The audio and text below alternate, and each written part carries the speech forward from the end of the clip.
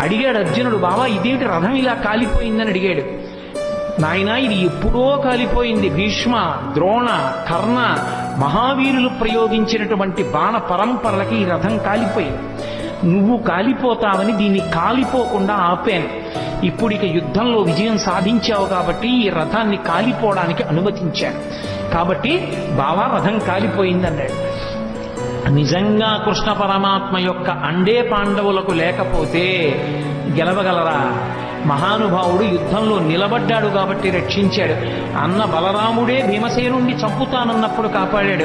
ఆఖరికి యుద్ధం అంతా అయిపోయిన తర్వాత మూర్ఖురు కొడుకుల్ని భీముడే చంపాడన్న కారణం మీద భీముణ్ణి ఉరే నాయన దగ్గరకు రారా కౌగిలించుకుంటానన్నాడు ధృతరాష్ట్రుడు. పాపం అమాయకంగా వెళ్ళిపోతున్నాడు భీమసేనుడు. చెయ్యి పట్టుకుని వెనక్కి లాగి, బావా నీకు తెలియదు కాసేపు పక్కనుండని ఇనప భీముని యొక్క విగ్రహాన్ని చేయించాడు.